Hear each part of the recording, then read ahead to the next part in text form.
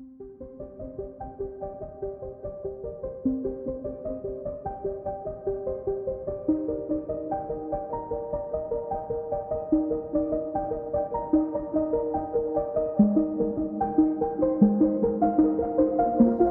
brothers and sisters in Christ, why do we fast? Why do we give up things for Lent? This is a question particularly begged by today's readings, and something that's important for our reflection as we begin our time of Lenten penances.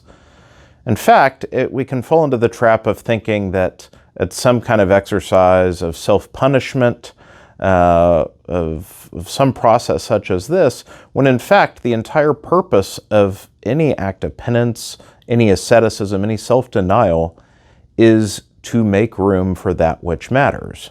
A voluntary forsaking of a lesser good to make room to turn our attention to the greater good. And so in today's gospel, we hear Jesus asked why his disciples don't fast. And in fact, his answer is fairly muted, if you ask me. He could justifiably answer, "Are you insane? Why would my disciples fast when they're with me? I'm the one they seek. They don't need to make more room. They have me." But as he elsewhere tells the disciples, one day you will not have me with you, and then you will fast. And so it makes sense. There would be no point to them doing these forms of penance when they're with Jesus. But for us who move about our life, not in body walking around with Jesus on his journeys, our attention strays. We forget to do that which we ought. We get distracted by petty things. And so our acts of penance are needed to recenter our attention on that which is the ultimate good. My ultimate good is not that food or drink item I gave up that I enjoy, that's fine in of itself, or this activity that I do, or whatever it is that we give up. Those things are fine, but I'm reminded every time I go without it that while I'm without that, I have that which is most important. It allows me to die to self to make room to receive the ultimate gift of Christ. And so this is important for guiding our penances.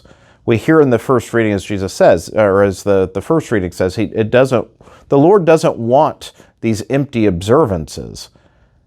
He wants a contrite heart. He wants us to do that which we ought. Do justice. Be charitable. Do the things that we ought to be doing.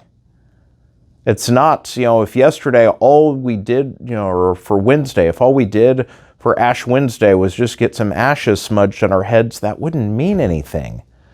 But instead, it is a sign for us to humble ourselves, to engage in greater prayer, fasting, almsgiving. And so the external observance is fine, but it's got to be backed up by the heart.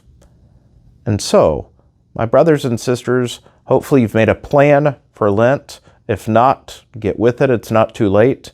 But may we adjust and follow the plan, keeping in mind that we don't do these things for themselves, but we do all of it to prepare the way to receive the Lord Jesus.